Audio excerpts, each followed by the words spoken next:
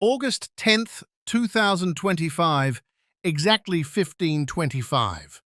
Beneath Kherson, Russian commanders clustered around an underground conference table, calmly arranging a fresh deployment. Their composure came from being below ground. Elsewhere, an F-16 taxied and prepared for takeoff. The meeting proceeded uninterrupted. No vulnerability had yet tripped alarms in the command systems. Unbeknownst to them, Ukrainian forces had been watching that covert command node for months. Antenna arrays and comms hubs had been catalogued, ingress and egress lanes plotted, and nearby supply points mapped out. The Russian staff had no inkling they'd been exposed. Shortly, a single F-16 would deliver two 454-kilogram JDAM ERs into the subterranean HQ that sheltered 25 senior Russian officers. The strike profile demanded far more than a straightforward run. It required a long, low approach with millimeter-level course corrections to slip beneath radar, an effort to open an engagement window without crossing Russian air defense sightlines, and a brief pop-up climb. Critically, the terminal phase of the F-16's flight plan intersected a point roughly 68 kilometers east of the underground center in Kherson. The Ukrainian Air Force had prepared carefully. Only one F-16 was tasked for the job. No fighter escort, just decoy and ISR URUVs. Timing among all assets had to be flawless. The jet operated from a mobile base. An auxiliary strip sufficed. Pre-flight checks finished at 14:57, and two GBU-62 JDAM ERs were mounted on the wing stations on that mobile runway. A delayed tail fuse was programmed and a chaff pod fitted beneath the fuselage. AI-120 pods occupied the wingtips. An AN/ALR-56M threat warning receiver and an ALE-50 tow decoy cassette were tied into the aircraft's lines. Two 370-gallon external tanks extended range and climb safety margins. In the software suite, WGS-84 coordinates, the bomb's GPS/INS guidance profiles, and toss swing parameters were uploaded. The pilot briefing stressed the necessity of very low flight. The pilot was ordered to maintain 50 to 60 meters altitude because radar detection is bounded by line of sight. At extremely low altitude, even a high-end S-300/400 system's realistic detection range over flat terrain can fall to roughly 25 to 30 kilometers due to Earth curvature. If the F-16 held that low profile and stayed hidden until entering the JDAM ER's standoff envelope, it could exploit the brief window before radar activation with a mix of jamming, maneuvering, and decoys. In short, it could attempt to defeat S-400 coverage. At 15:03, the pilot lit the afterburner. The jet lifted off, retracted its gear, and descended into a nap of the Earth profile along the first leg at 50 to 60 meters. Low flying wasn't a casual game of concealment. The flight computer had to instantaneously balance lift and thrust through every airframe vibration. Low altitude also raised the danger of foreign object ingestion that could exceed compressor tolerances. For that reason, the route followed a clean corridor derived from prior satellite imagery. Surveillance UAVs climbed over the secure side of the border to monitor routines at the target. Antenna arrays rotated, access panels cycled, signs of an internal meeting. Yet the most delicate element wasn't the inbound run. The true peril lay in the pop-up required for the munitions to achieve range, because at that instant the aircraft would climb above the radar horizon and invite Russian illumination efforts. The decoy package was set in motion at 15:18. A swarm of small UAVs emitted intermittent false returns, cluttering the radar screens with spurious echoes, while several others left optical trails to confuse the identification loop. The objective was to buy a few critical seconds, to make operators hesitate about where, precisely, the fighter had been in their mental picture. At 15:21, the threat receiver registered its first paint alert. Illumination came from the northeast. The pilot executed a beam avoidance maneuver, flying at a right angle to the radar to complicate Doppler-based discrimination. Electronic countermeasures flooded the spectrum, and shortly after the warning, the predictable follow-on came. A surface-to-air missile alert. The pilot deployed a towed decoy, eased speed a touch, and widened the turn to upset the missile's lead. Moments later, the missile chasing the decoy sputtered out at long range. That first defensive attempt had failed to neutralize the jet. For the attacker, it signaled the moment to rise. The radar operator would soon reacquire and open another firing window. At 15:22, the fighter climbed sharply. That climb energized the aerodynamic kit affixed to the munitions, granting them the extra reach they needed.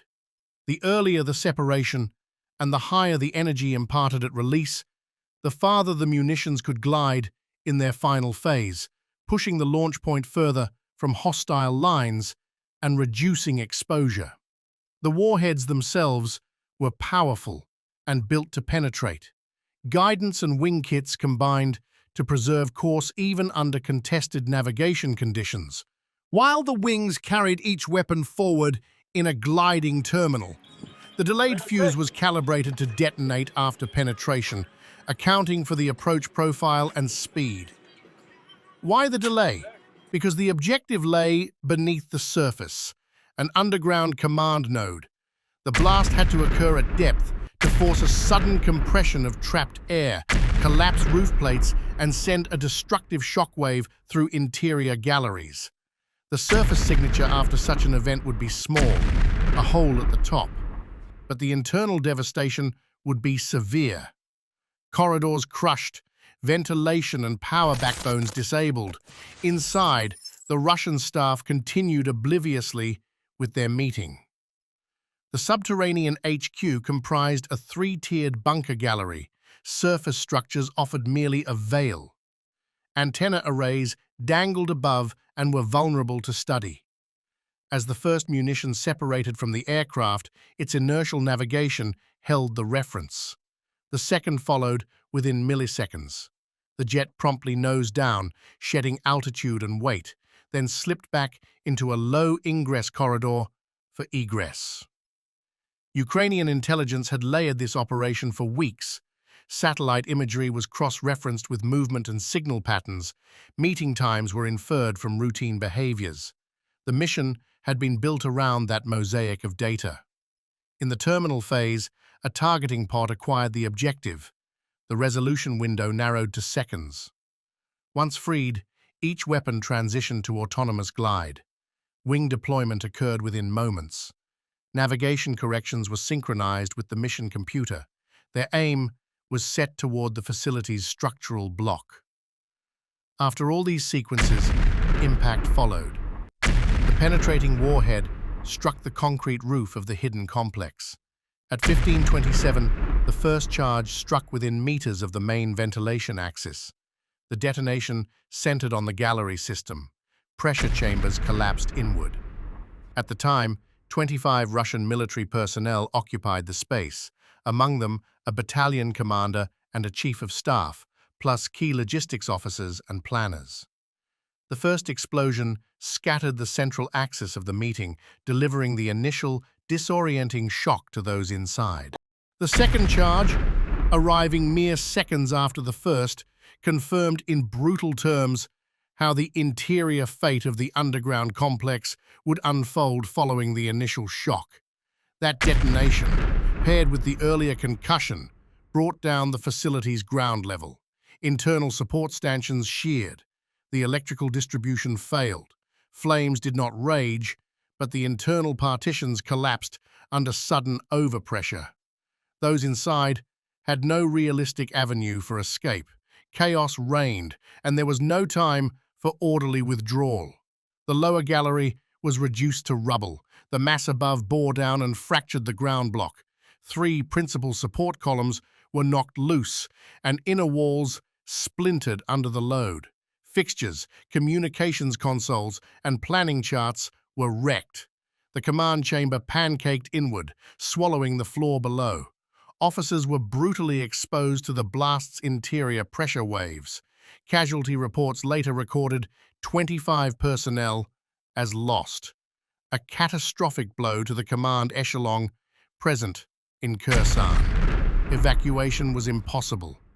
The strike aircraft executed its egress profile seconds after release, its radar signature masked by the terrain and emissions management. It touched down on a nearby strip within minutes, and no sustained tracking ensued. Imagery captured by the targeting pod was routed into secure backups. The pilot maintained radio silence until later. Electronic warfare suites remained unused because the mission's tempo and deception package had rendered them superfluous. No rearming took place at the forward strip. Once the sortie ended, the jet returned to its operating airspace. The removal of the covert headquarters produced a cascading effect along the Kherson front. Planning at forward positions halted for hours. Artillery was taken off immediate tasking. The logistics nerve center could not authorize resupplies. Engineering works were suspended, and drone flight approvals were frozen. Without fresh orders, frontline units stood. Relocation and transport directives were postponed. Absent a functioning command node, the line's coordinated rhythm stopped. It's worth underlining the purpose-built nature of the munitions used in such missions, designed to inflict internal structural ruin rather than superficial scarring. The combination of penetrating warhead and extended range delivery is meant to reach beneath hardened roofs, preserve trajectory amid contested navigation conditions, and detonate with a time delay to maximize internal damage. The delayed action lets the blast occur within enclosed volumes, trapping and magnifying shock within concrete galleries to amplify personnel losses. Defenders, of course, have mitigations: deeper bunkers, redundant shafts, isolated power systems, more frequent surveillance, and denser, short-range air defenses. Yet every reinforcement introduces potential vulnerabilities. Vents must exhaust somewhere, power must surface, fibers must connect outward, and an attacker seeks those seams through geometry and timing. That said, this kind of plan is not foolproof. Adverse weather, degraded navigation signals, incorrect terrain data, a defective fuse, or loss of overwatch can all cause an assault to fail.